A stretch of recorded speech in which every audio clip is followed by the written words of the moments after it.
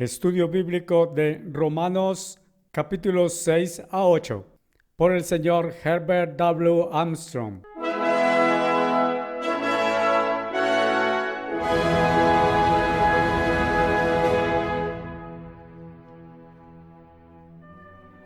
Hemos estado yendo primero a través de Gálatas y ahora a Romanos.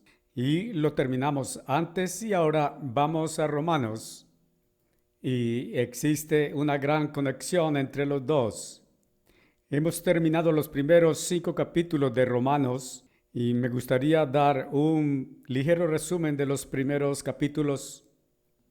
La carta de Pablo a los romanos, o mejor, dirigida a aquellos convertidos cristianos en Roma, pero que no necesariamente eran romanos, fue escrito, por supuesto, mucho antes de que él mismo fuera allí, lo cual fue mucho más tarde.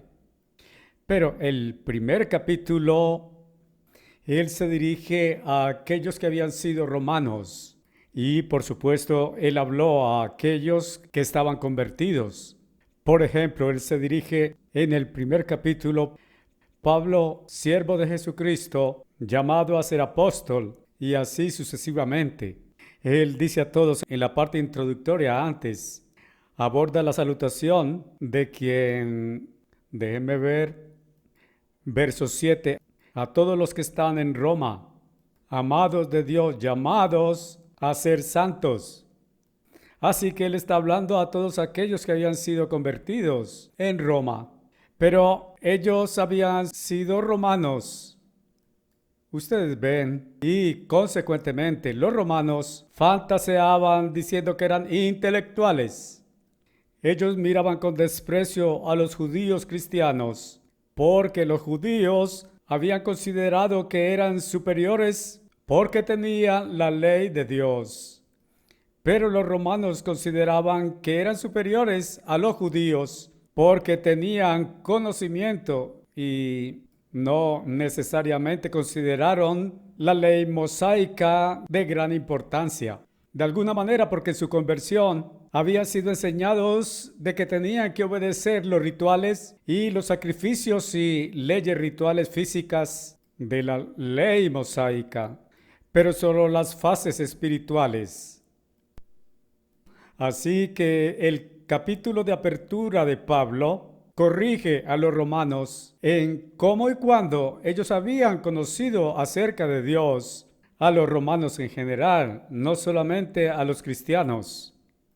Pero los romanos antiguamente no lo habían considerado como Dios y en cómo ellos se habían aferrado a la verdad cuando entendieron algo de ella, de la gente, y en cómo ellos tenían en su intelectualidad la negación de Dios, por lo cual se habían vuelto necios y que no habían retenido a Dios en su conocimiento.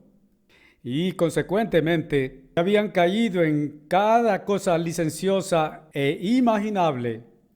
Y les estaba llamando la atención de que ellos no fueran tan sabios ni tan elevados de la escalera como parecía que ellos pensaban. En el segundo capítulo, él se dirige más a los cristianos judíos que resultaron estar en Roma.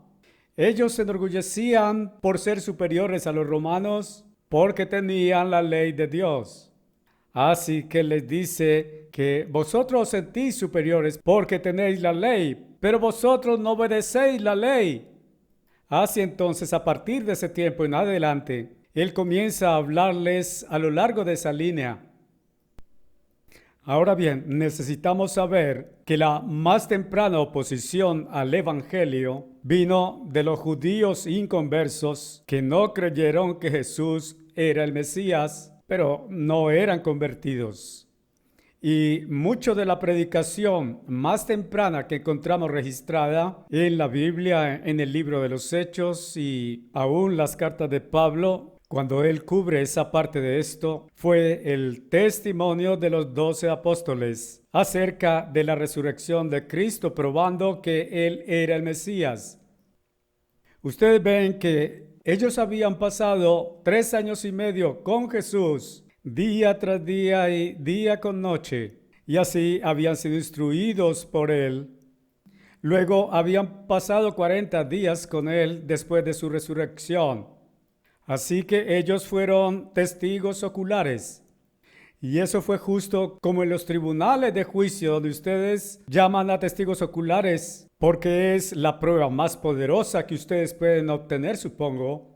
Y fueron testigos oculares de la resurrección. Así que mucha gente piensa que ellos estaban predicando acerca de Cristo en lugar de predicar el evangelio del reino de Dios. No es cierto, pues, que mucho de la más temprana predicación a los inconversos judíos, que se esperaba que algunos de ellos se convirtieran, fuera el testimonio ocular de que Jesús era el verdadero Mesías y que ellos eran responsables por su muerte. Pero luego ellos llegaron a otro punto en que estaban hablando a aquellos que habían sido convertidos. Bien, aquellos que habían sido judíos y fueron convertidos todavía estaban siguiendo algo que los judíos habían mantenido. Ahora bien, las religiones paganas no tenían doctrina alguna de la religión cristiana sobre el asunto del perdón de pecados, como que la muerte de Cristo perdona nuestros pecados. Los paganos, en cambio, tenían un sistema de autoflagelación, de castigo autoinfligido que ellos sentían que era igual al castigarse a sí mismos para que el dolor y todo aquello se igualara con el mal que ellos realizaban y lo cuadraban. Pero por supuesto que eso no era así, porque todo el autocastigo en el mundo no iba a desaparecer el pecado, que es contra Dios. Y su autoflagelación no agrada a Dios de alguna u otra forma, ni lo hace a usted mejor a la vista de Dios. Pero ellos no conocían a Dios y esa es la forma como ellos lo veían. Bien, ¿qué hicieron ellos entonces? Los judíos prestaron el principio de esta misma cosa de los gentiles. Por ejemplo, una cosa que acabo de evocar en mi mente que los gentiles harían. Ellos tomarían una larga tabla de madera y empujarían clavos dentro de ella hasta que sobresalieran y luego la volteaban para que los clavos quedaran hacia arriba. Y habían de caminar sobre aquella con los pies desnudos, sobre aquellos clavos. Por supuesto, estos penetrarían directo a través de la carne hasta el hueso, y esa sería una cosa muy dolorosa. Pero ellos tendrían esa autotortura infligida sobre sí, que cuadraba con sus pecados. Ahora bien, después de los días de Esdras y Nehemías, había una colonia enviada a regresar a Jerusalén, a construir el segundo templo. Pero aquellos eran solo parte de los judíos, y los judíos eran solo una parte de Israel. La completa nación de Israel había sido dividida hacía mucho tiempo. Y esto fue casi 1000 años antes de Cristo. Y se habían dividido en dos naciones. Y esto fue después de la muerte de Salomón. Y el reino norteño rechazó a Roboam, el rey que era hijo de Salomón y nieto de David. Y ellos establecieron a Jeroboam como su rey e hicieron a Samaria como su capital, la cual estaba al norte de Jerusalén. Entonces Judá se separó de ellos con el fin de sostener al rey Roboam. Y Benjamín se mantuvo con Judá. Y la primera cosa que Jeroboam, ahora rey en Samaria, la primera cosa que él hizo cuando Israel lo hizo rey fue cambiar las fiestas del mes séptimo al octavo mes. Bien, no está declarado en la Biblia, pero al poner lo que he declarado en la Biblia junto, un poquito de poner las cosas juntas, es implicado fuertemente de que él también cambió el día de adoración del sábado al día después, a partir del sábado semanal, el séptimo día. Y son muchas las veces en que ellos llaman el domingo el octavo día, aunque este también era el primer día de la semana. Porque nosotros comenzamos a contar los días de la semana, todos los días partiendo del domingo. Y así fue como el domingo comenzó. Y eso fue mucho antes, unos 1000 años antes de Cristo. Eso comenzó en Israel. Ahora bien, la nación de Israel nunca fue llamada judíos. Judío es el sobrenombre para la tribu de Judá. Bien, la siguiente cosa que Jeroboam hizo fue quitar a los levitas del ministerio. Ellos eran los sacerdotes de la nación, todos los nacidos levitas, y ellos eran los más altos educados. Ellos no labraban, no trabajaban para producir el diario vivir, sino que vivían de los diezmos de la gente. Ahora bien, puesto que eran una de las pequeñas tribus, y José tenía 2 tribus, Efraín y Manasés, eso significaba que había habido otras 12 tribus, casi todos los cuales eran mucho más grandes en número de gente que los levitas. Y el resultado es que los levitas lograban cerca de 2 o 3,5 veces de ingresos, por lo cual nosotros usaríamos dinero hoy como cambio hoy y diríamos 2 o 3 veces y media el monto de ingresos o dinero que los otros en Israel tenían. Ellos eran los más educados y los mejores que tenían las mejores mentes y el mejor entrenamiento. Y Jeroboam los depuso y puso a los más bajos y a los más ignorantes del pueblo en el sacerdocio.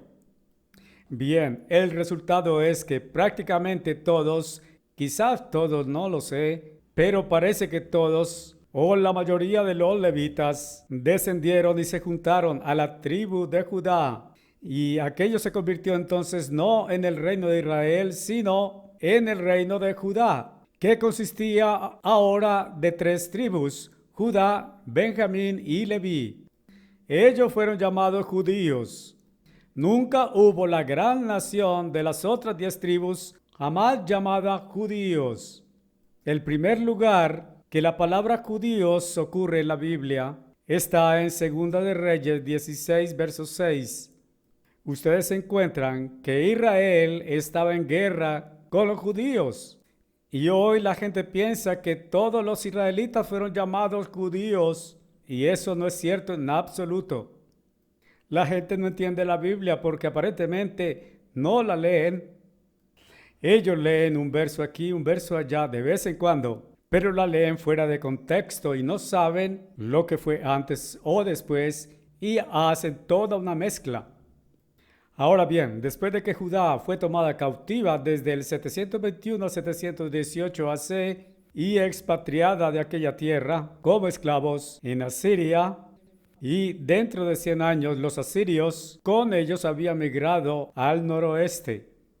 Y los asirios se establecieron en la tierra que llamamos hoy Alemania, tanto el este como el oeste de Alemania.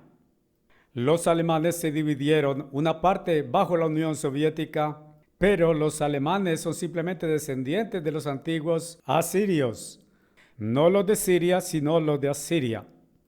Y las 10 tribus de los israelitas se mantuvieron en curso hacia la parte occidental más lejana y se establecieron en Francia, Bélgica y en Holanda y en Dinamarca y Suecia, Noruega y en Inglaterra, los británicos. En aquel tiempo les dije que Jeroboam, después de que rechazaron a Roboam, había cambiado del 7º al 8º día. El 7º día, el sábado, Dios había hecho una señal entre él e Israel.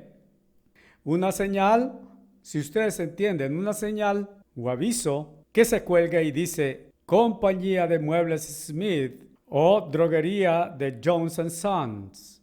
Ustedes entienden, una señal identifica.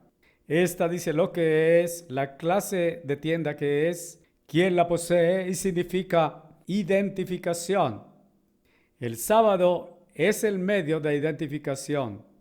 Esta le indica a Israel quién es Dios, porque en 6 días Dios hizo la creación de este mundo, como es hoy, y todas las plantas y animales y gente, y así sucesivamente.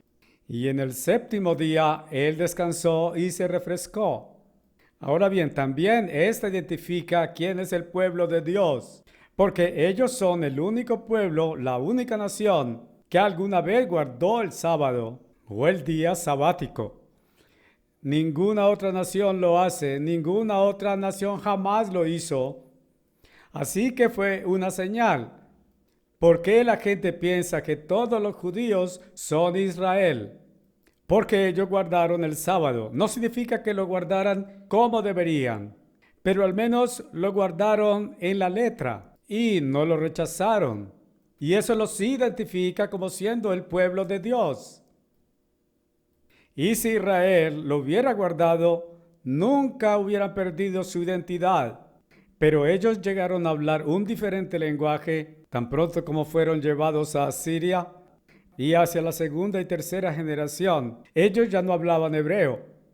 Así que se perdieron y tienen que estar pensando que son gentiles. Y ellos aún no saben quiénes fueron ellos. Y el mundo no sabe hasta este día quiénes son ellos o dónde están. Esa es una cosa única que ninguna iglesia sino nuestra iglesia entiende. Aún así es clara en la Biblia. Y mi libro sobre eso pronto será impreso como un libro en las librerías por doquier.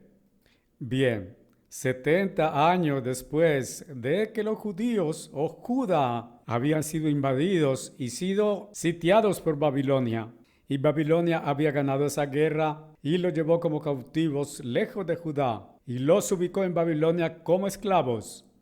70 años después, el imperio persa había sucedido al de Babilonia y ahora el rey de Persia estaba a cargo y Dios lo conmovió a través del Espíritu en él para que cierto número de judíos fueran enviados de regreso para formar una colonia en Jerusalén y para construir el segundo templo. Porque entre el 604 y 585 AC, el rey de Babilonia había destruido completamente el templo que Salomón había construido en Jerusalén, y ni una piedra quedó una sobre la otra. Lo había hecho desaparecer totalmente. Así que un grupo regresó bajo un hombre que era llamado Zorobabel. Él era el gobernador. Junto con él estaba, ustedes ven, el sumo sacerdote Josué. Y entonces aproximadamente en el mismo tiempo también vinieron dos, Esdras y Nehemías, los profetas. Cada uno, Esdras y Nehemías, escribieron un libro en la Biblia, el libro de Esdras y el libro de Nehemías, y el libro de Ageo y la cuarta parte del libro de Zacarías, próximo al final del Antiguo Testamento, que da toda la historia acerca de esta colonia de judíos, los cuales eran solo parte de los judíos, y los judíos son solo parte de todo Israel, y cuenta acerca de ellos. Ahora bien, después de ellos, aproximadamente una generación o dos más tarde, recuerden que ellos regresaron aproximadamente en el 515 AC, 515 años aproximadamente antes del nacimiento de Cristo. Y una generación o dos más tarde, los rabinos judíos en esta colonia comenzaron a llevar a cabo los ceremoniales rituales de las leyes físicas, exactamente las cosas físicas de la ley que hacían mañana y tarde, que estaban en la ley de Moisés como sustitutos temporales hasta que el Espíritu Santo viniera, y también los sacrificios de animales, los cuales eran sustitutos temporales hasta que Cristo viniera y se convirtiera en el Cordero de Dios y fuera asesinado. Y ellos hacían aquellas cosas que son especialmente leyes de rituales. Ellos hacían aquello allí que significaba autoflagelación para expiar sus pecados. En otras palabras, en lugar de tomar una tabla y caminar sobre clavos en punta, fuertemente fijados en ella para castigarse, bien, ustedes tenían que obedecer estas leyes rituales, las cuales eran muy difíciles y cosas que usted tenía que hacer cada día, y aquello justificaría sus pecados. En otras palabras, justificar, bien, realmente podríamos decir el perdón, que es lo que significa, pero técnicamente significa hacerse justo o librarse de la penalidad. Así que todo eso queda suspendido sobre usted, que es la penalidad, y lo da por hecho. Ahora bien, los judíos primarios, que fueron convertidos en los primeros años, querían mantener todos aquellos rituales y querían ser justificados. Mientras tanto, el apóstol Pablo estaba enseñando, así como los otros apóstoles, de que fuimos justificados de nuestra culpa pasada porque Cristo pagó la penalidad en nuestro lugar. Y Él derramó su sangre, por supuesto. Él murió al derramar su sangre, y la sangre es la vida, y cuando la sangre se va de su cuerpo, usted muere, y eso es todo. Así que ellos se fijaban en aquello como el medio de justificación. Ahora bien, en la Roma de Pablo entonces, después de mostrar cómo los judíos se habían enorgullecido acerca de poseer la ley, bien, él estaba hablando a los convertidos judíos y muchos de ellos querían guardar aquella ley de rituales, la cual era la ley física y no la ley espiritual, los 10 mandamientos. Y la ley espiritual es una palabra, amor, pero es amor que fluye hacia afuera en interés por el bienestar de otros. Amor hacia Dios y amor hacia el prójimo. No es amor fluyendo hacia adentro, sino fluyendo fuera de sí, amor. Dios es amor, y amor solo fluye de Dios. Dios no está intentando obtener algo de nosotros de una forma o de otra. Él quiere darnos de su amor, de la vida eterna, de todo lo bueno, pero no está intentando obtener algo de nosotros. Así que Pablo, a estos cristianos primeros, que eran cristianos y habían sido judíos, inicia hablándoles acerca de esta ley. Pablo entonces inicia hablándoles acerca de esta ley. Y hemos estado cubriendo los primeros 5 capítulos de Romanos y ahora continuamos sobre el comienzo del capítulo 6, porque eso les da a ustedes un poco de resumen hasta este punto. Así que Pablo continúa. ¿Qué diremos entonces? ¿Continuaremos en pecado para que la gracia abunde? Él está mostrando que la gracia es un perdón inmerecido y un don inmerecido. Realmente es doble. Una es gracia, que significa que usted es perdonado de sus culpas pasadas que están suspendidas sobre usted por haber quebrantado la ley de Dios. Pero también es otra cosa. Dios no solamente nos perdona aquello, Él le da a usted su Santo Espíritu.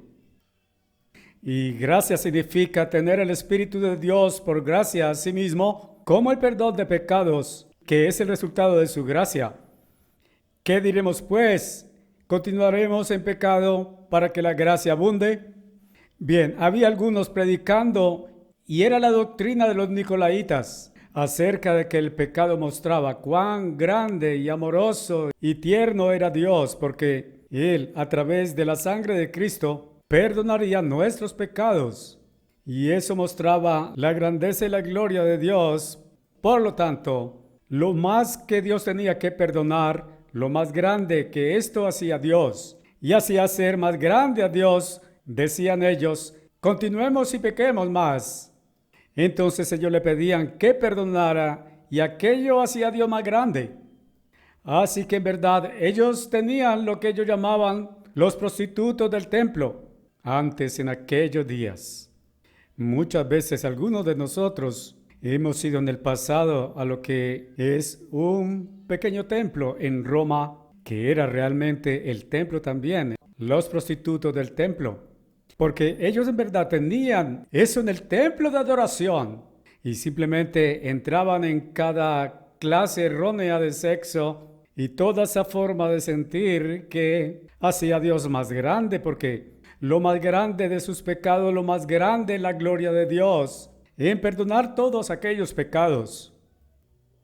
Y Pablo estaba intentando mostrar que aquello era simplemente mucha tontería y que no era verdadero absolutamente.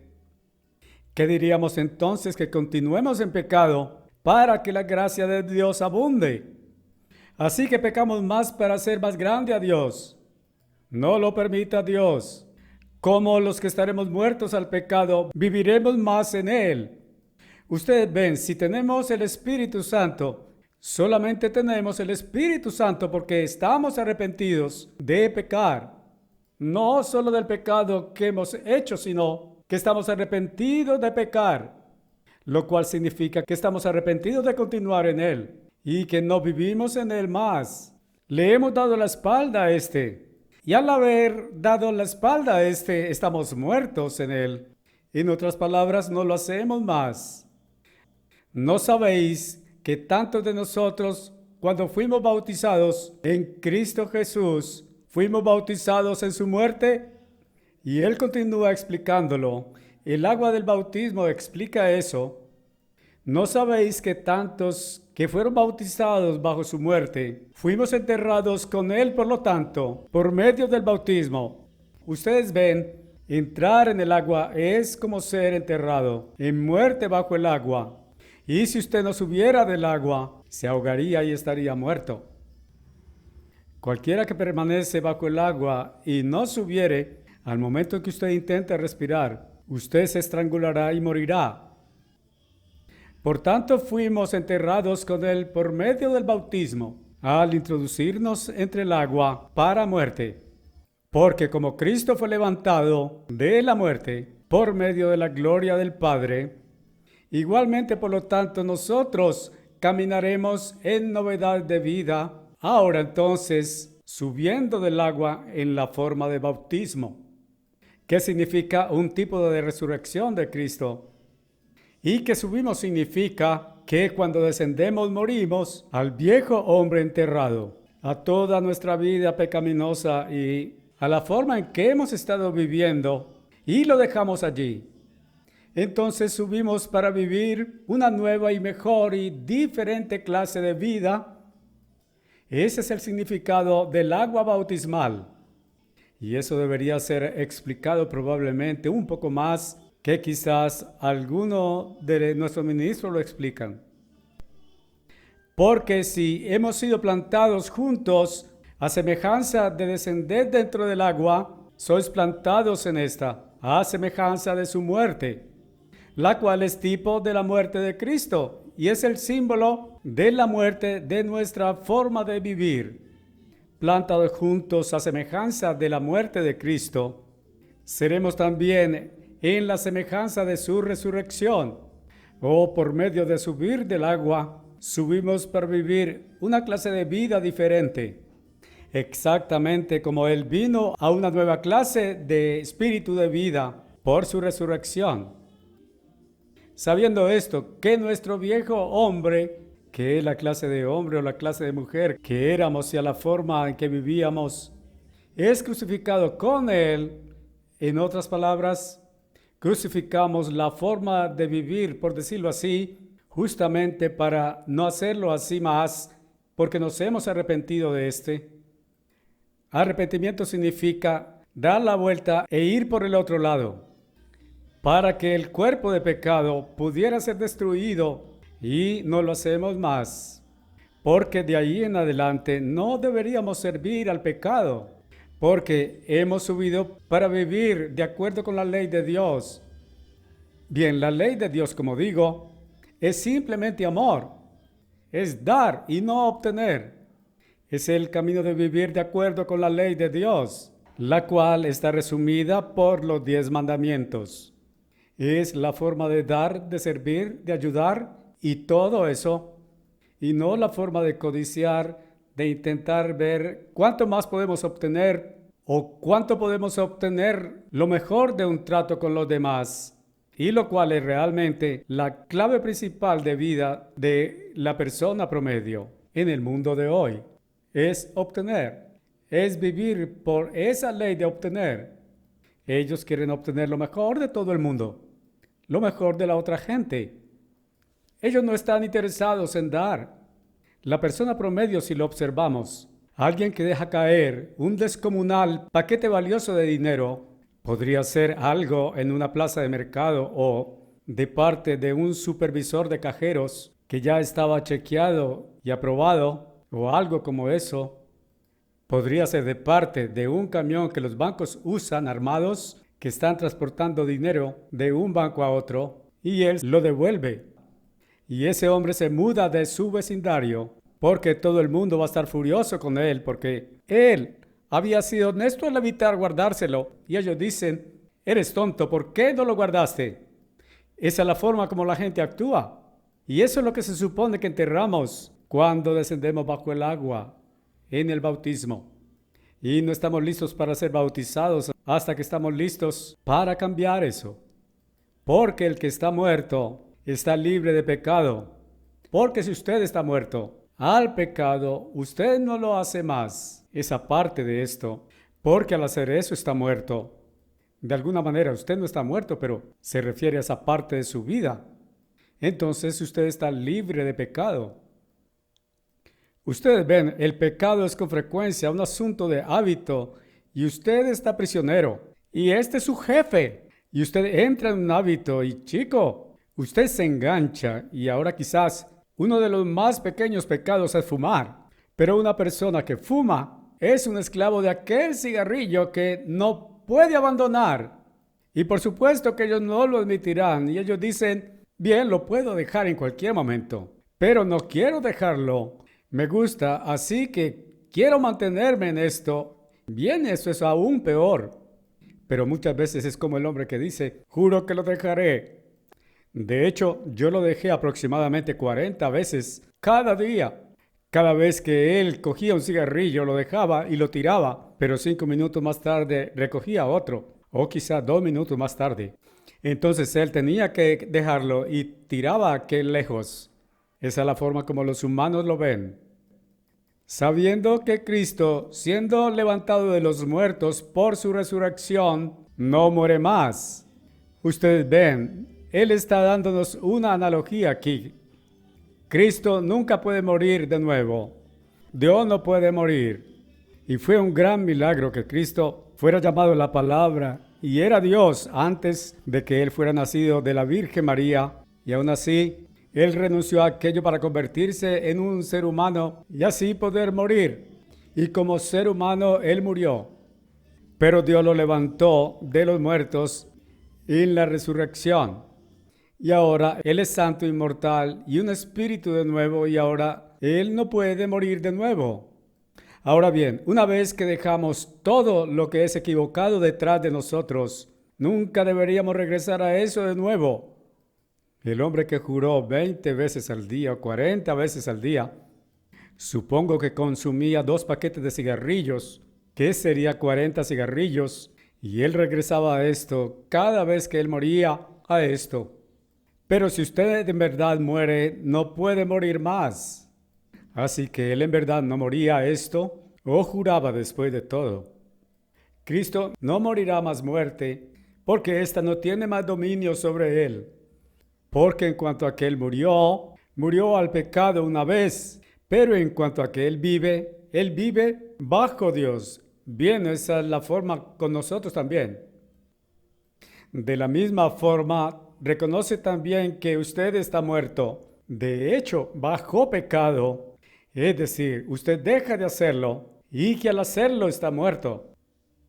El hacer del pecado, el pensar del pecado, el querer de lo que fuera pecado, está muerto y vivo para Dios a través de Jesucristo nuestro Señor.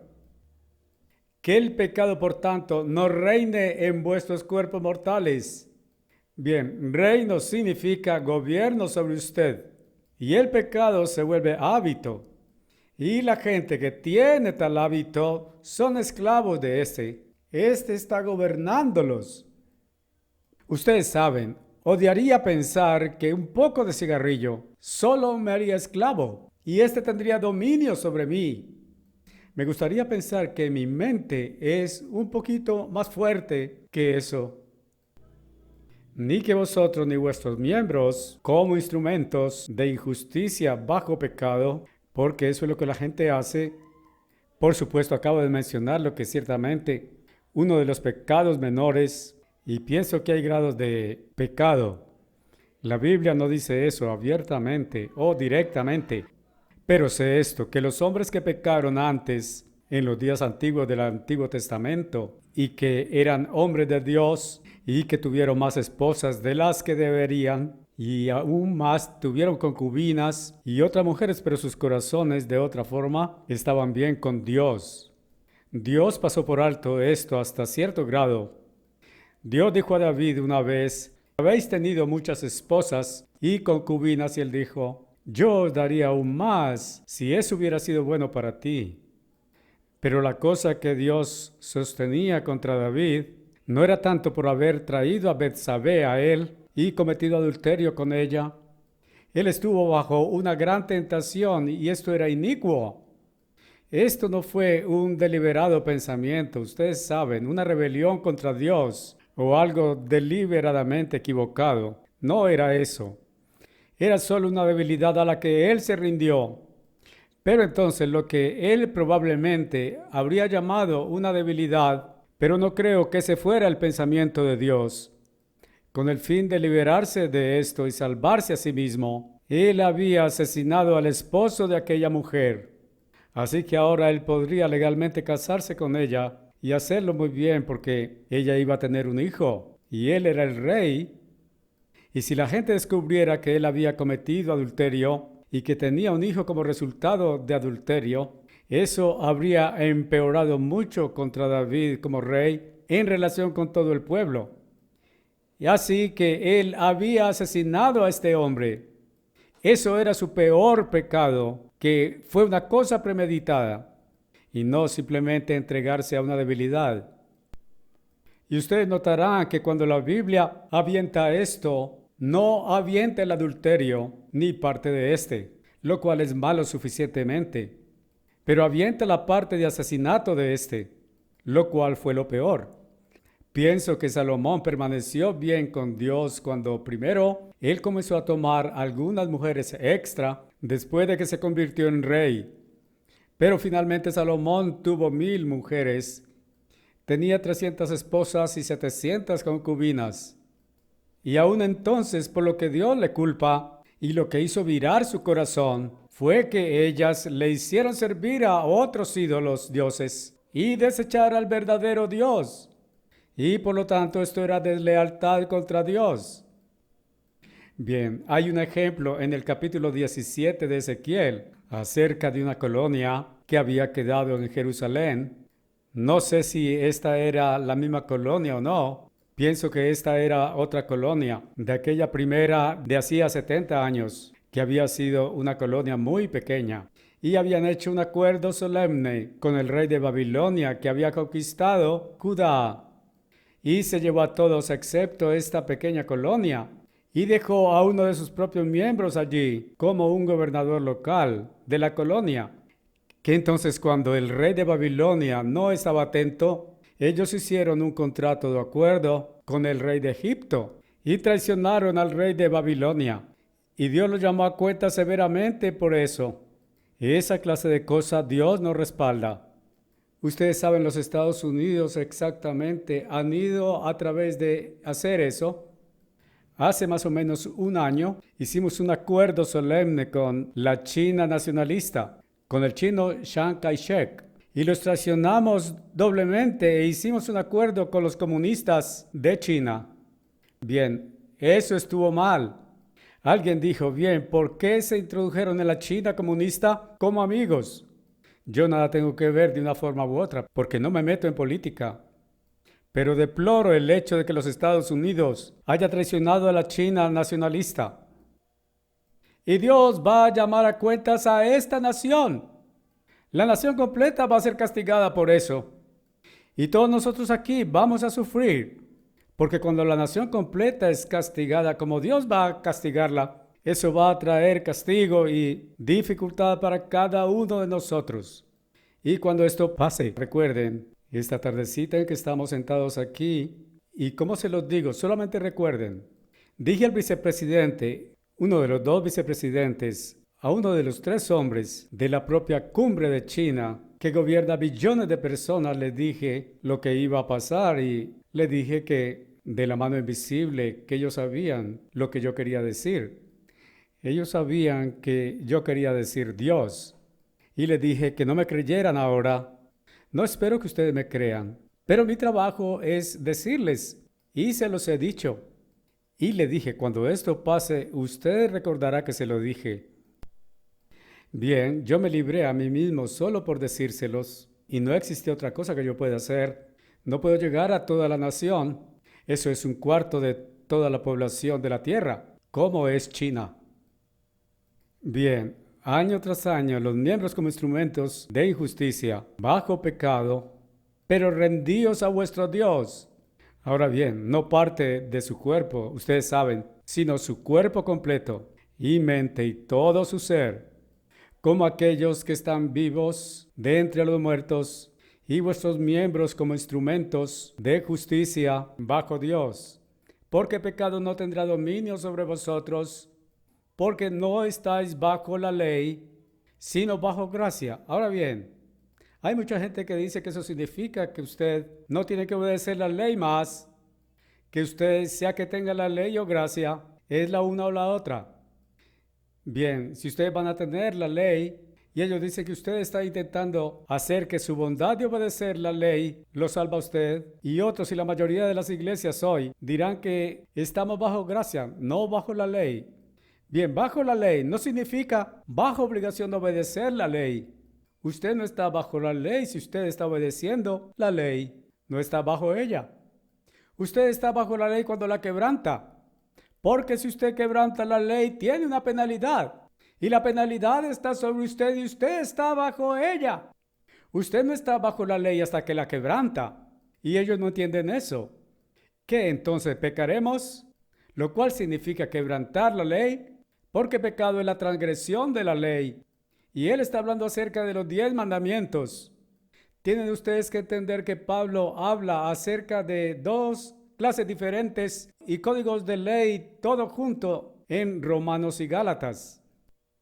Y algunas veces está hablando acerca de las obras de la ley, lo cual significa, la palabra griega es ergon, que significa ley física. Pero aquí él está hablando acerca de los 10 mandamientos, la ley espiritual. Y les mostraré, a medida que continuemos justo en el 7º capítulo, que pues pecaremos, es decir, desobedecer la ley y quebrantar la ley, porque no estamos bajo la ley, sino bajo gracia. No lo permita Dios. Muchos de ellos querían significar entonces que todos deberíamos quebrantar la ley, y eso no significa cosas de esa clase. ¿No sabéis que a quien os rendís como siervos para obedecer, sus siervos sois a quien servís, para rendiros a hacer algo que es contrario a la ley de Dios, o igualmente el principio de ello? Y usted se convierte en siervo o esclavo de lo que sea que usted sirve, sea de pecado para muerte o de obediencia para justicia. Pero agradezcamos a Dios, porque erais los siervos de pecado, y en tanto que pecaban y cometían pecado, transgrediendo la ley espiritual de Dios, ellos eran siervos de pecado, siervos de transgresión, no siervos de la ley. Ahora bien, si la ley está sobre ustedes, significa que ustedes son siervos de la ley. Pero Pablo no está enseñando que usted es siervo de la ley porque la ley esté sobre usted, como un señor maestro está sobre usted al regirlo a usted. Y lo que está sobre usted es el pecado, el cual es el quebrantamiento de la ley, la transgresión de la ley. Pero agradezcamos a Dios de que erais siervos de pecado, no siervos de la ley, sino siervos que estaban quebrantando la ley. Pero habéis obedecido, estaban obedeciendo la ley de corazón, aquella forma de doctrina que fue entregada a vosotros. Y aquello era guardar los mandamientos, por supuesto, siendo hechos libres de pecado, no libres de tener que obedecer la ley, pero libres de tener que estar dispuestos a transgredir la ley. Os habéis convertido en siervos de la justicia, o de correcto actuar, o de guardar la ley. Hablo según la manera de los hombres a causa de las debilidades de vuestra carne. Porque cuando habéis sometido vuestros miembros como siervos de inmundicia y en iniquidad, igualmente así ahora, someted vuestros miembros, que son las partes de vuestro cuerpo, que significa su mente, así como sus brazos y piernas o cualquier parte de su cuerpo. Aún así ahora, Someted vuestros miembros como siervos a la justicia, bajo santidad. Porque cuando erais siervos de pecado, de nuevo, dice que eran siervos a la manera de transgresión de la ley. Eran los siervos de transgresión de la ley. Erais libres de la justicia. Eran libres de hacer lo recto. Ustedes saben, tenemos gente que ha estado en la iglesia y se han ido. Hubo una chica inglesa que vino a la iglesia y así ella vino a Pasadena. Creo que era graduada del Ambassador College y se casó con uno de los hombres americanos de Oregon. Y finalmente dio un viraje a toda amargura y se fue de la iglesia. Y se había mudado a Omaha, donde su esposo había sido hecho pastor. Y ella dijo, gracias a Dios, porque estoy fuera de estar bajo todo ese gobierno de Dios. No quiero estar bajo ese gobierno de Dios. Bien, esa es la forma como la gente habla, que no quiere estar bajo obligación de obedecer la ley de Dios y de hacer lo que es recto. Ellos quieren ser libres de hacer lo erróneo y ellos llaman a eso libertad. Libres de hacer lo erróneo. Porque cuando eras siervo de pecado, eras libre de justicia. Y esa es la forma como mucha gente quiere estar. Libre de justicia. ¿Qué fruto entonces teníais en aquellas cosas en que estáis ahora avergonzados? Estaban avergonzados de haber hecho aquellas cosas. Así que qué bien, qué fue lo que se produjo, qué fruto, qué beneficio por hacer aquellas cosas de las que estáis avergonzados hoy. Porque el fin de aquellas cosas es muerte, el objetivo y a dónde esto conduce. Pero ahora siendo hechos libres de pecado, no libres para pecado, y no libres de obedecer la ley, sino libres de transgredir la ley, y convertidos en siervos de Dios. Tenéis vuestro fruto bajo santidad, y al final vida eterna, porque la paga del pecado es muerte. Usted no es un alma inmortal. Esa es la escritura que me deja fuera del entendimiento de lo que me habían enseñado cuando niño en una escuela dominical. Eso era todo lo que yo sabía. Bien, me dije, ¿cómo puede ser que la paga del pecado es muerte? El pago es lo que usted consigue por lo que usted hace.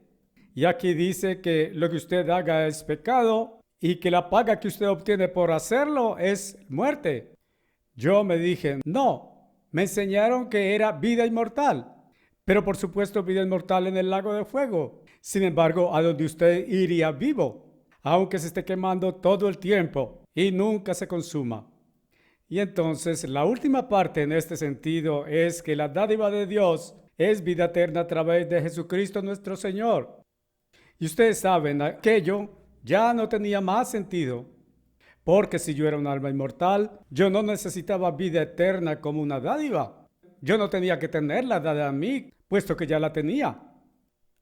Si alguien me dijera, te doy este reloj particular y yo ya lo tengo, no tengo que tenerlo a usted dándomelo. Aquí está, ya lo tengo. Y así eso no tenía sentido para mí. Y yo tenía que descubrir que era mi enseñanza la que había estado equivocada. Yo no era un alma inmortal en absoluto. Yo era mortal, así que moriría y la muerte es la penalidad de pecar. Bien, es demasiado tarde para tener que tomar mucho tiempo sobre este tema para que se entienda correctamente. Comenzamos a las 2:30, ¿verdad? No estoy muy cansado, si ustedes tampoco. Bien, este capítulo 7 es bastante importante. ¿No sabéis, hermanos, porque les hablo a los que conocen la ley, cómo la ley tiene dominio sobre un hombre en tanto que él vive? Porque la mujer que tiene marido está atada por ley a su marido en tanto que él viva, pero no que de nuevo sea, es decir, no necesariamente, técnicamente sea uno de los 10 mandamientos, pero está basado en los 10 mandamientos. Y es parte de los estatutos y juicios que fueron dados a Israel por la ley de su nación. Pero estaba todo basado en leyes que ejecutaban el principio de los 10 mandamientos. Y esto es como se hace, porque el propio mandamiento acerca de adulterio demuestra que éste se introduce en los 10 mandamientos realmente. Se introduce en la relación matrimonial. Porque la mujer que tiene marido está atada por ley a su marido en tanto que éste viva. Pero si el marido está muerto, ella está liberada de la ley de su marido. Así entonces que mientras que su marido viva, si ella se casara con otro hombre, será llamada una adúltera. Pero si su marido estuviera muerto, ella es libre de aquella ley. Así entonces ella no es una adúltera si se casara con otro hombre. En otras palabras, si el marido de una mujer muriera, ella es perfectamente libre de casarse con otro hombre. Si la esposa de un hombre muriere, él es perfectamente libre de casarse con otra mujer. Y así esto continúa. Por tanto, hermanos míos, también vosotros os habéis vuelto muertos a la ley. Es decir, estáis muertos por quebrantar la ley, como lo expliqué en el capítulo anterior, por medio del cuerpo de Cristo, para que os casaras con otro, aun con aquel que fue levantado de los muertos. En otras palabras, en lugar de pecar, ahora usted está casado con Cristo, en lugar de estar en una especie de, como ustedes dirían, usando otra analogía aquí, casado con quebrantar la ley, que era vuestro maestro. Eres como una mujer y el esposo sobre la esposa, según la ley de Dios, y ahora estáis casados con otro, aún con Cristo. Y quienes estamos en la iglesia, aunque seamos hombres, somos parte de la iglesia que se casará con Cristo, y allí comenzamos a tomar parte colectivamente de la mujer. Ustedes ven, estar casados con Cristo a su segunda venida, para que produjeres fruto para Dios. Porque cuando estábamos en la carne, esto es, mentes carnales y nuestras mentes que estaban en la carne, la remoción de los pecados que son transgresión de la ley, que eran por la ley, obran en nuestros miembros para producir fruto para muerte, porque produjeron transgresión y la paga del pecado es muerte. ¿Qué significa la segunda muerte? Otras escrituras lo demuestran. Pero ahora somos liberados de la ley, que es muerte, en la cual estábamos sujetos. Estábamos sujetos como esclavos porque estábamos quebrantando la ley. Pueden ver ustedes cómo Pablo escribe aquí y cómo la gente estaba viendo solo una parte de esto y no tomando el todo junto para poder retorcerlo. Pero ahora somos liberados de la ley. Ellos toman esa única cosa por sí misma, de que fuimos liberados de tener que guardar la ley y que no necesitamos guardarla más. Y si ustedes leyeran la cosa completa, no es de lo que Pablo está hablando aquí, absolutamente. Él dice en un verso que usted no tiene que guardar la ley, absolutamente, en el siguiente verso, pero que usted efectivamente tiene que guardar la ley, y Pablo no puede estar tan loco. Estamos muertos a partir de la ley, porque estando muertos en lo cual estábamos sujetos, como esclavos quebrantando la ley, para que sirviéramos en novedad de espíritu, y no en lo anticuado de la letra. Bien, en el Nuevo Testamento, en el tercer capítulo de Segunda de Corintios, encontramos que Pablo dice que los cristianos deben vivir de acuerdo con el espíritu de la ley y no según la letra.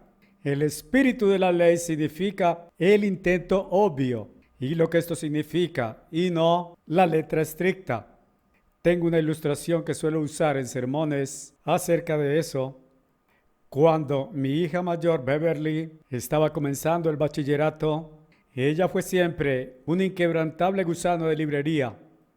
Estaba leyendo libros todo el tiempo, pero estaba también intentando leer ficción y especialmente sobre historias a fondo de amor.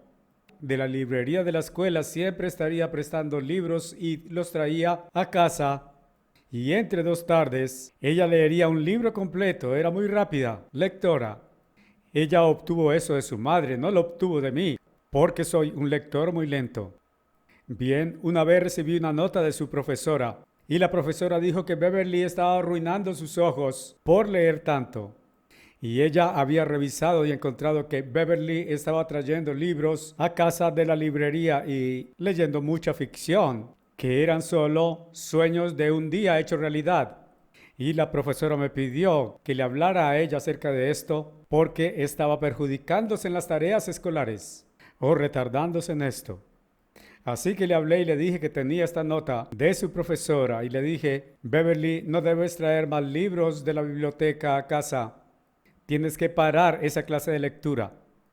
Bien, ella dijo, está bien, papá. Y a la siguiente noche la vi que estaba leyendo y la observé que su lectura iba en la mitad del libro. Ya había leído la mitad de él. Le dije, Beverly, ¿puedo ver ese libro? Lo vi y sí, era otro libro de ficción. Y le dije, pensé que te había dicho que no leyeras estos libros más. Ella dijo, sí, papá, yo te obedecí. Me dijiste que no trajera más aquellos libros a casa de la librería. Entonces le pedí prestado este libro a Helen. No lo tomé de la librería. Ella obedeció la letra de la ley, pero no obedeció la real intención de la ley. Ella sabía lo que yo quería decir, que era que no leyera aquellos libros más. Esa clase de libros, a menos que sean libros que son asignados como lección, que puedas estar estudiando. Esa es una clase diferente de lectura. Eso es exactamente lo que se quiere decir entre la letra y el espíritu. ¿Qué diremos entonces? ¿Es la ley pecado? Eso es lo que ellos quieren decir, que la ley en sí misma es cerrada, que la ley es pecado. No, él dice que Dios no lo permita. Yo no había conocido el pecado sino por la ley, porque pecado es transgresión de la ley, y si la ley no nos dijera lo que es cerrado, no sabríamos lo que está equivocado, ¿no es verdad? Yo no había conocido pecado sino por la ley, porque no hubiera conocido lo que es la lujuria, si no supiera que codiciar o lujuriar es errado, excepto que el Señor dijera, no codiciarás. Ahora, ¿qué dice la ley? No codiciarás. Le dije que está hablando acerca de los 10 mandamientos. Él no está hablando aquí acerca de la ley de rituales, como lo hace a través de la mayor parte del libro de Gálatas. Los 10 mandamientos. El 10º mandamiento es no codiciarás.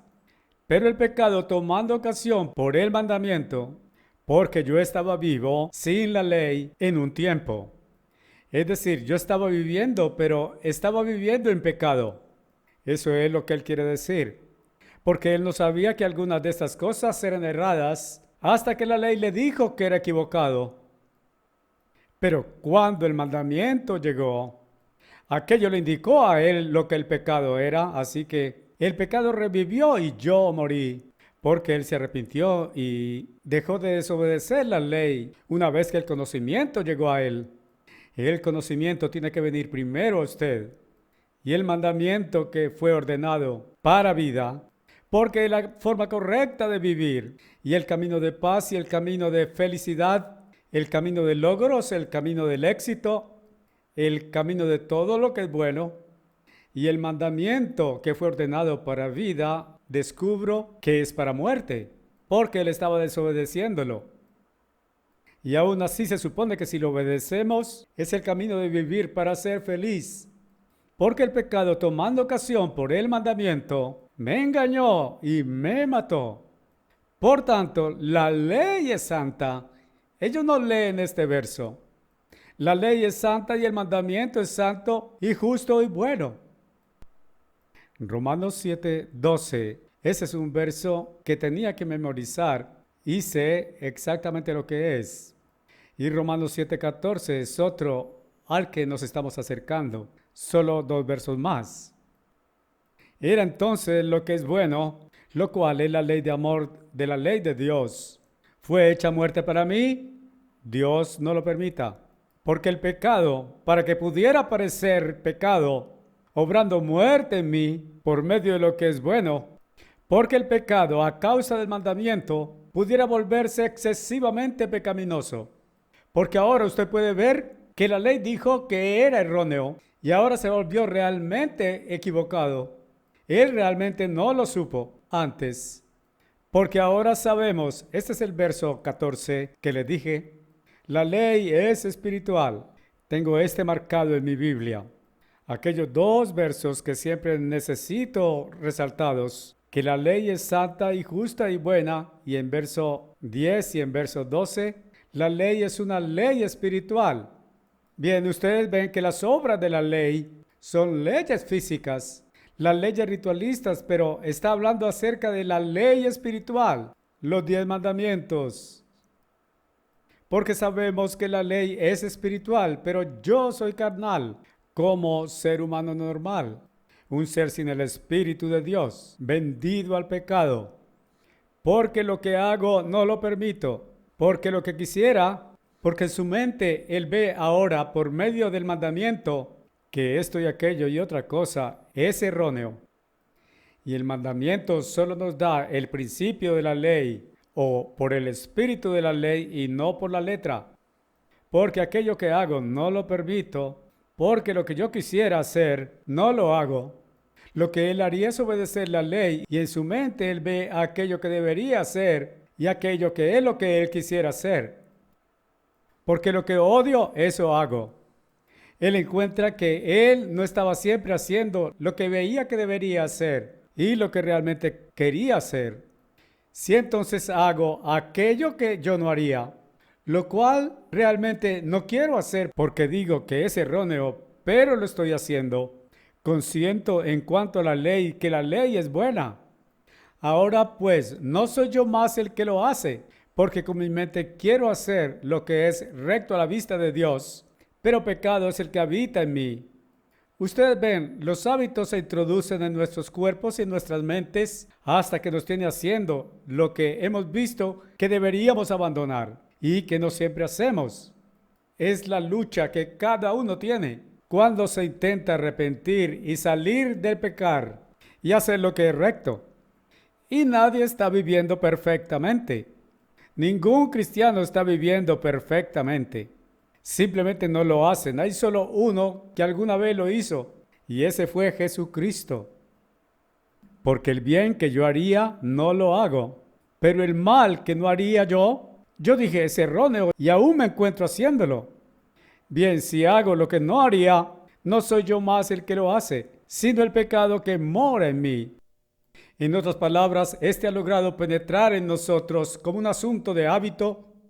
Pero ustedes ven, eso es donde la vida del cristiano tiene que llegar a convertirse en una vida de vencer y usted no lo hace todo de una vez. Usted tiene que luchar contra esto hasta que usted finalmente logra vencerlo.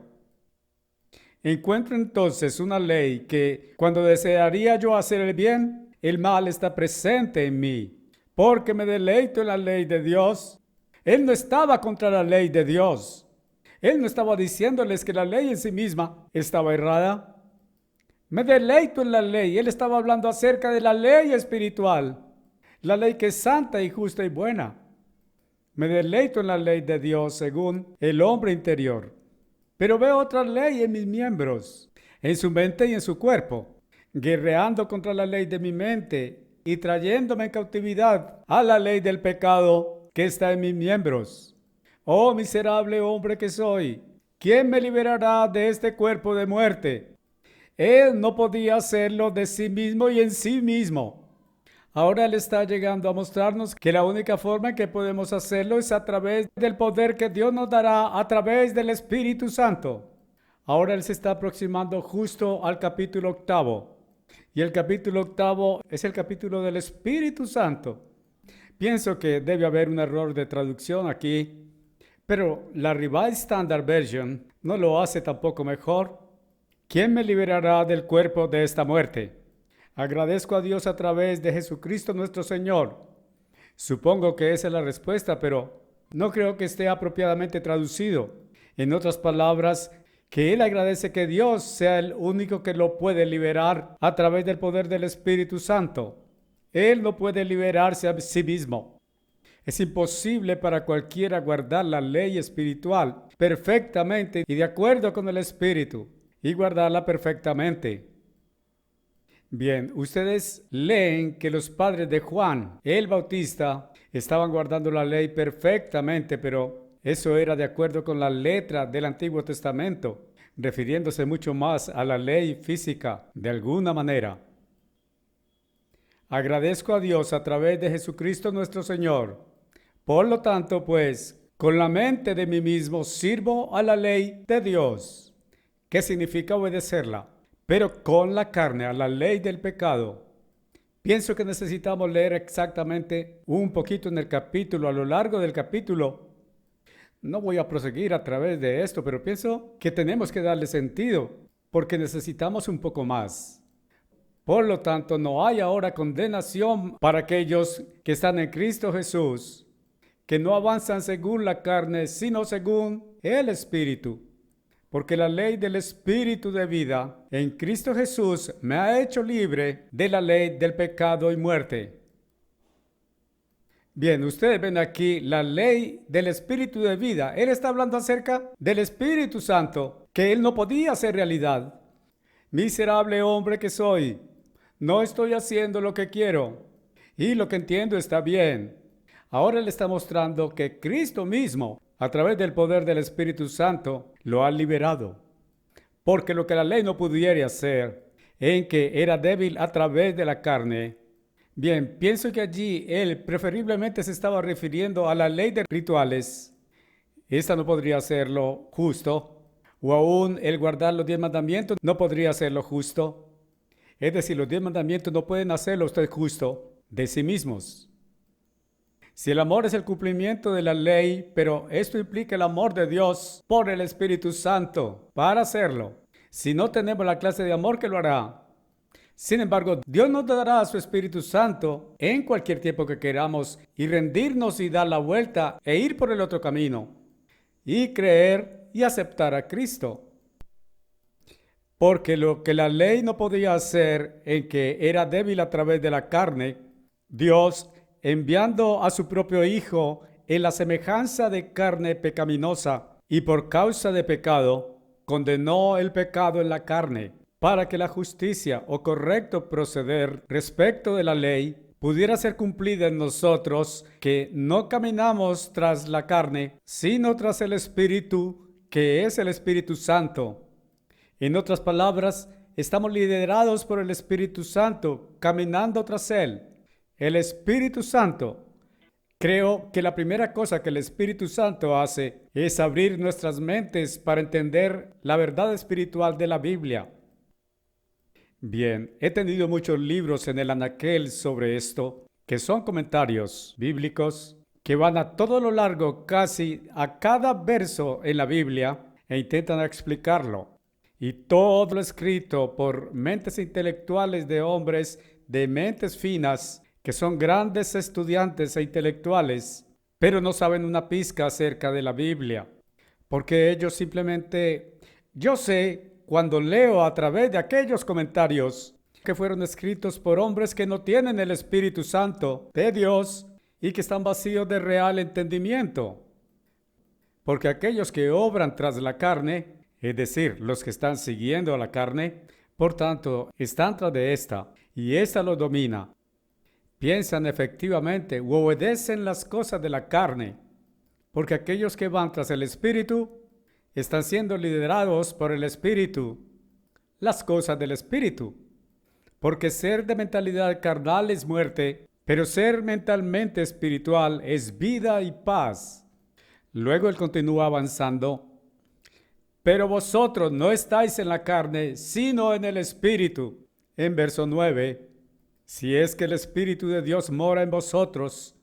Ahora bien, si cualquier hombre no tiene el Espíritu de Cristo, en nada él está relacionado con lo suyo. Esa es la definición de lo que es un cristiano. Un cristiano entonces es uno que posee el Espíritu Santo de Dios. Y él está demostrando que la ley es espiritual y nosotros carnales somos y tenemos que tener el Espíritu Santo que nos da el amor espiritual con el fin de que podamos guardar la ley espiritual. Pero Dios está pendiente allí, listo para dárnoslo en cualquier tiempo que necesitemos rendirnos a Él y creer. Y eso es todo lo que allí está expuesto. Ustedes saben, si no les importa un poco más, me gustaría leer parte de lo que yo había escrito ayer. Esto es solo parte del libro que estoy escribiendo. Una voz habla en voz alta. Y esta es la parte en el capítulo donde está respondiendo ¿quién y qué es Dios? ¿Qué es Dios? ¿Y quién es Dios? Dice que no hay iglesia, no hay religión sobre la tierra que sepa quién y qué es Dios, excepto la única iglesia de Dios que es la pequeña iglesia perseguida de nuestros días llamada la Iglesia de Dios Universal. Bien, he estado explicando, no tengo la página anterior aquí, que decía cómo Dios está compuesto de espíritu, describiendo quién y qué es Dios. Y yo ya he explicado cómo uno de los dos, llamado la palabra, y el otro llamado Dios, y que aún así la palabra es también Dios, y todo acerca de que ellos eran las dos personas que originalmente formaban Dios, y que al principio de lo que se convertiría en la familia de Dios, y que nosotros somos los hijos de Dios y tenemos el Espíritu Santo. Y lo que más tarde en el capítulo 8 de Romanos demuestra eso, que si el Espíritu de Dios mora en nosotros, somos ahora los hijos de Dios, engendrados pero aún no nacidos. Y de cómo Dios está compuesto de espíritu, no compuesto de materia como el hombre. El espíritu es invisible al ojo humano, a menos que sea por un proceso especial manifestado. Y si se ha manifestado, podríamos ver a Dios el Padre o a Cristo como ahora son, glorificados en el cielo. Veríamos su rostro, aunque formados y configurados como eso es con el hombre, que deslumbrarían como el brillo del sol en toda su fuerza. Sus ojos parecerían como flamas de fuego. Las flamas disparan fuego. Sus pies como bronce bruñido. Y el cabello de su cabeza como blanca lana. Eso está en Revelación 1, versos 14 a 16. Pero, más importante que todo, ¿cuál es la naturaleza de Dios? ¿A qué se parece su carácter si vamos a saber quién y qué es Dios? No creo que ustedes sepan quién o qué es Dios si no saben algo de su carácter o su naturaleza. Su carácter es aquel de justicia, santa y perfección. Este es el camino de vida. Podría ser resumido en una palabra: amor, definido como un amor fluyendo hacia afuera, interesado en el camino de dar, de compartir, de servir, de cooperar en aquello que es recto y bueno, de ayudar. Es el camino de evitar lujuria, codicia, avaricia, vanidad, autocentrismo, competencia, lucha o violencia, envidia o celos, rebelión o resentimiento contra autoridad, o que está vacío de estos atributos de Satanás que llamamos naturaleza humana. La naturaleza inherente de Dios es el camino de paz, de felicidad, de justicia. El camino que produce paz, felicidad, gozo y todo lo bueno. Y el propósito de Dios es crear tal carácter dentro de ciertos de sus seres vivientes creados. Dije ciertos como yo describiría aquello mientras avanzo el curso de otros seres y plantas que Él creó, y toda clase de animales, así sucesivamente. En otras palabras, Él ha creado plantas y toda clase de animales, y así sucesivamente. Él no estaba intentando crear aquello en los animales como en el hombre. El más grande logro de la creación, que tiene como subtítulo ¿Quién y qué es Dios? En una palabra, Dios es creador. Bien, antes yo dije que en una palabra Él era amor, pero Él es creador. Pero Dios ha creado muchas cosas. Las estrellas y planetas, las galaxias en el espacio infinito, la tierra y todo en ella. Ha creado a los ángeles. Sobre la tierra Él ha creado al hombre, animales, pájaros, aves, peces, aún insectos. Pero ¿qué en la mente de Dios es de más grande importancia? No podemos decir lo que Dios es a menos que sepamos lo que Él está creando, su suprema creación. Más importante es crear su mismo propio, perfecto, divino carácter justo y santo dentro de entidades separadas de su creación.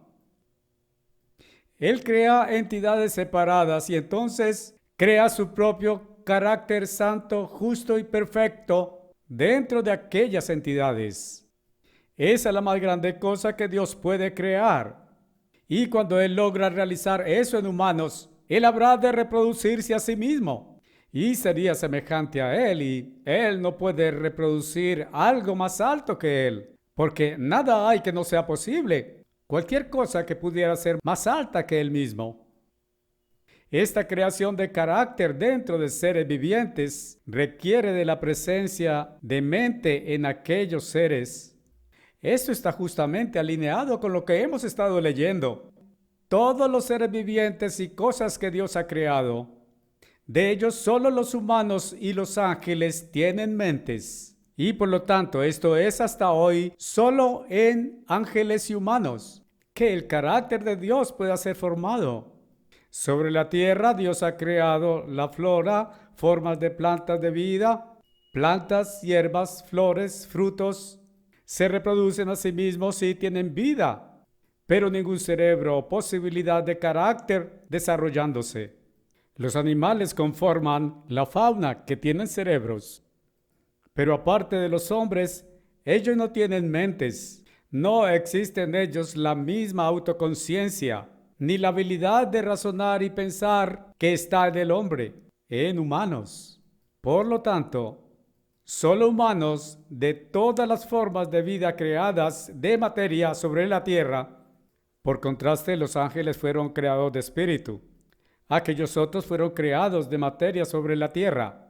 Tienen el potencial de tener creado dentro de ellos el carácter perfecto, santo de Dios. Eso es de lo que Pablo acababa de hablar en el 6º y 7º capítulos de Romanos. Esto sigue entonces a que el propósito de Dios en la creación de la fauna y la flora, distintos del hombre, son primariamente para beneficio del hombre. De otra forma, ¿qué bien hay si ellos no crean carácter en ellos? Mucho de la flora y algo de la fauna sirve como comida para el hombre. Algo es para comida de la fauna. En otras palabras, los animales salvajes viven de otros más pequeños animales, o no siempre más pequeños. Algunos son para disfrute y fascinación de los humanos, como las flores y cosas como esa. Y por supuesto, Dios ha creado mentes en los animales. Por lo tanto, esto evoluciona hasta el hecho de que entidades separadas que Dios creó con poder de carácter desarrollándose e intuición es para los ángeles y el hombre. Ellos no pueden ser animales porque estos no tienen mentes que sean capaces de desarrollar carácter. Ahora bien, el desarrollo de carácter en los ángeles. Los ángeles están compuestos completamente de espíritu. Bien, no sé. Pienso que lo que acabo de leerles es lo que tengo en mi mente y no creo que el resto de esto ata con lo que es nuestra lección hoy. Acabo de pensar que podría ser interesante que estuviera en el libro que estoy escribiendo porque Pablo no lo declaró en ese lenguaje que el propósito de Dios es el desarrollo de carácter. Ustedes ven lo que Pablo estaba explicando allí. Es que nosotros no sabríamos lo que es el pecado excepto que la ley nos lo dijera. Tenemos la Biblia en escritura e impresa hoy y podemos leer. Los animales no pueden. Y los animales no saben que no tienen mentes. Bien, ¿qué es todo esto para ustedes? Vean, pienso que allí hay un poco más allí que quiero leer. Permítame solo dar un salto, parte de esto, y llegar a algo que pienso que nosotros tenemos que aceptar llevar. Pero no creo que ustedes se hicieran algún daño si se lo leyera. Si ustedes pueden soportar otros 5 minutos. Ángeles están compuestos completamente de espíritu. Dios los creó con mentes. Aparentemente, 1/3 de los ángeles fue localizado sobre la tierra desde la creación. En 2 de Pedro 2, verso 4, leemos de los ángeles que pecaron, implicando, como lo hacen otras escrituras, que hubo ángeles que no pecaron. En Revelación 12, verso 4, está la implicación de que 1/3 de los ángeles siguió a Satanás y que fueron lanzados a la tierra.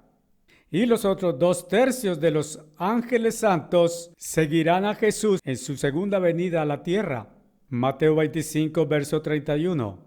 Los ángeles localizados en la tierra desde su creación estaban gobernados por el gobierno de Dios. Sobre el trono de toda la tierra, para gobernar y administrar ese gobierno, estaba el superarcángel llamado Lucifer.